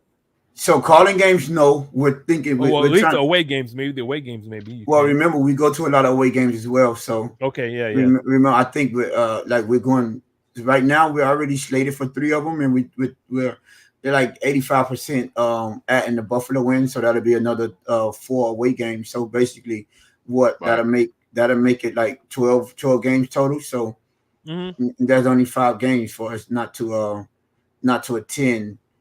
So but we do. That's another thing that we're trying to figure out because we're planning on probably most likely doing some content live game and away games too. But those obviously will be some of the pre-recorded shows that we'll just be dropping on the channel. All right. Let me ask you this. You have a good memory, right? Do you have a good memory? Yes, no, would you say? For the most part. Okay, now you go to training camp every year, right? Do you notice a difference in the way Mike McDaniel has been approaching training camp, or has it been the same for the most part? From the so no, they basically it's like the same. Pretty much, you know what to expect. It's not going to be long and drawn out. They get in and out their drills pretty efficiently and quickly, and I mean at some point you actually know what's coming and when what drill is coming because it's the way now the only difference I will say is and I'll pay attention to this is coaching styles. I'd like to see if we have more of a teaching type of coaching staff or if it's more of just just coaching and let them do it and expect them to do it. I noticed that, and this is specifically on the defensive side, from the last 2 coaches, which was Vic Fangio and now Anthony Weaver, they're more of a coaching type of coaching style. So I could tell the difference in the type of drills that they work on and the emphasis that they put on specific drills. Like I'll give you one. You know how you see those big arm pads and you see the D lineman just hitting a pad, chopping their feet and then going by. So I know that the difference, and these are the small nuances that when you don't understand when the coaches really matter. Most coaches, let's say when we was under Josh Boyer, they'll just yell out the snap count and they'll tell them to go on 3 and they try to get him to jump off. Here they have a football and they actually emulate the snapping of the ball and they have to move on the snap. So those are the small nuances that help you that in game time you're used to watching the ball instead of your coach practice make perfect. The way you practice, the way you translate to the field. So yeah, but no, it's pretty much the same since he's been here though. Okay. You just seen the little nuances in defenses because the defense is different. So in the defense, like Mike McDaniels, he runs his offense pretty much. You understand what you're going to get, the type of drills he's going to run, and how he wants to implement his game plans or his teaching strategies. Yeah. What I could tell that the difference between I think Weaver and Fangio is the fact that with Fangio, I don't think Mike McDaniels didn't like it because he was pretty much told, get the fuck out of my defense. You know what I'm saying? Oh, right. That is one thing I know. I'm glad you brought that up. So when they running drills, right, you see Mike McDaniels and Anthony Weaver standing right next to each other. And when Vic Fangio, it's something you have to find one or the other. You know, you're like, okay, well, what's Vic or what? You know, but here you see the more of a communication between those two. If that's what you was looking for, yeah. I didn't want to get messy like that, but yeah, for sure. You could tell the difference in the way that they communicate with each other. Yeah, because so now he like I think what McDaniels had envisioned is like, okay, you take care of the defense, I take care of the offense, but at the end of the day, I'm still the head coach. I still need to have some input, right, and what's going on. Versus that's why I think that was a poor marriage because I think Vic Fangio was like, all right, you put me in charge of the defense, you stay the fuck out of it. Right. Yeah. And that's that you do notice the difference in the communication between both the defensive coordinator and Mike McDaniel. Clear difference. Yeah. Like for instance, if Vic Fangio, if he goes to Vic Fangio last year, right? You're like, hey, I want to see Cam Smith more. I'll take it in under advisement, meaning, fuck you, I ain't doing. Doing it. Versus now Anthony Weaver, hey, I want to see McDaniels. All right, cool. We'll get him in. Do you want to run him with the second team, the third team? What do you want? You know what I'm saying? Who do you want him going up against? Type stuff. Yes, that's correct. That could be very important. And I mean, clearly we see that the defense is shining since day one. I hate the fact that they have been on the other side of the practice field, but when I tell you, one of the main things I wanted to see, because it's good to talk that talk, right? Jalen Ramsey, the Jordan Brooks of the world, the Calais Campbell coming out saying they want to be more physical, being more bullies, but we're seeing it now in joint practice. You know what I'm saying? And we're seeing it like there were what if you want to say actually brawls, there was 3 brawls over there, 3. And if you want to add in a little special team, little dust up or little interaction, then you could say there were 5.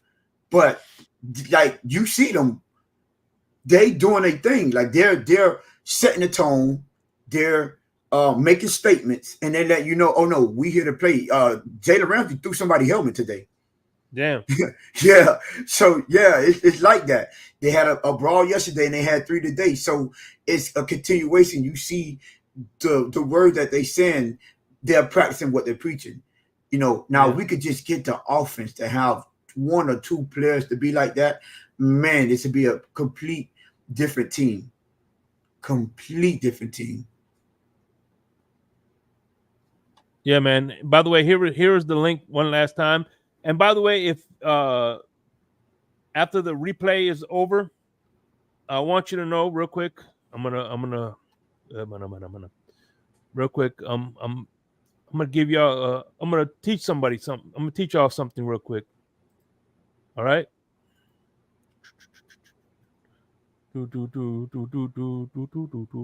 What's that, Shake? I'm gonna be teaching somebody. What I'm gonna do is, so what you do, all right, go, all right, present, because this is our shit that we're gonna be sharing. So that all right, share screen. Can y'all see it? Right? Okay. So this is what y'all do. Ay, coño, me cago en tu madre. Get the fuck off me. God damn. My bad. Coño, madre. Get the fuck off me. So here you go. Here we go. See, so check this out. Here we go. See this right here? The top link. Right. Boom. Just click on the top link.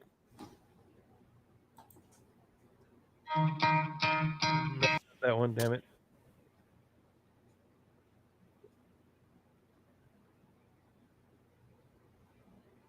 Where am I?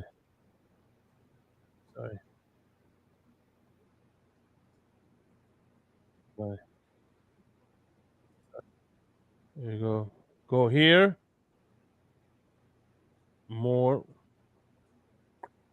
Go here. More. Anyway. Here we go. My man. This is it. Just click on this link. I'm subscribed already. You already got 91 subscribers. Let's see if we can get 100. Get 100, yes. By the end of the day, man. So y'all hit. This is the channel. And yeah, man, hit them up, man. Any final words before we get this out, man? First of all, I want to say I really appreciate all the support, especially for the channels that we've been rocking with.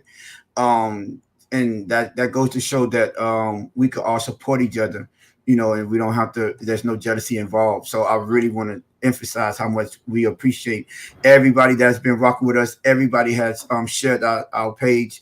Everybody has showed us support. So y'all have been a great help to us trying to grow our channel. We're almost at 102 days, so that's good. So really appreciate you, Shake, for that, and the T.F.T.G family in general.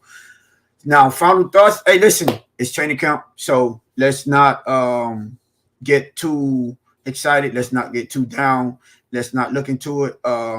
Let's keep in mind, because I know we like to see what's going on in training camp and over exaggerate, right?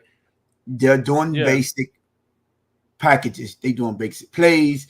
It's watered down. So it's all about seeing the talent. I would give guys credit for Mike McDaniels and Bush Berry being able to hide our deficiency when it comes to the O-line. Yes, we would like to have the greatest offensive line, but let's not forget how much wonders that they were working with that makeshift offensive line that we had last season. We had the most different variations of offensive lineup in the NFL last year, and that offensive line wasn't the reason that we didn't succeed. So let's keep that in mind. We're just criticizing, and we want to give I specifically focus on giving 100% truth, because I see what the media is doing. They're focusing on the positives and not showing the negatives. So we want to let you know who's doing good, if they had a good practice, if they haven't. So take it with a grain of salt. And obviously, we're not dealing with a full offensive line. So I don't want anybody to over exaggerate with the offensive line play. Tua is going to be fine. Defense looks good. So I am also looking forward to preseason, so we could see these new weapons in action, i.e. the Malik Washingtons of the world, i.e. the Jalen Wrights, because I think they're going to get a lot more burn in live game bullets. So everybody just look forward for that. We have a lot to be excited for, and I'm looking forward to watching these preseason games and seeing what additions, how our additions look like, the Jonnu Smiths of the world as well. So, and appreciate you again, Shake, for having me on the panel. Hey, listen, I appreciate you for you support my in the blender. You supported me on Insomnia with my man here, Crypto, and so we it's only right. Yeah, Insomnia my thing, bro. I can leave the club and pop up on the time. Yeah. The night owls, man. The night owls, man. So this weekend is going to be the last Insomnia for we're not gonna do we're gonna do a pre-recorded for the next week. So the live one, the last live one, right? So yeah, for a couple of weeks. Mm-hmm. Yeah, for a couple of weeks. At least a couple of weeks. Yeah, so it's gonna be lit. We're and congratulations, Shake again. Yeah. Congratulations for your wedding, bro. Yeah, I'm coming. Yeah, and by the way, man, she sent me a text message saying we got. She's go. Oh, she got the tickets, so I will be that same night. I will be going to the Raiders Cowboys game. Oh, I will get to enjoy cool. the state Vegas Stadium. Yeah, you got the tickets to the stadium. Okay, cool. Yeah, Vegas she's like Sports Arena. She's like, how important is that game to you? I'm like, very important. I said, listen, that's nice. I said, all I wanted was two things, okay? The Elvis impersonator and to watch the Raiders game. Rest, we could do whatever the fuck you want to do. I don't care. Y'all can go to that needle, that what you call that little roller coaster on the top of the needle. I think they got up there. Isn't that Seattle Space Needle? Yeah, but I think Vegas got their version of it, but it's a roller coaster on the top of it. Okay.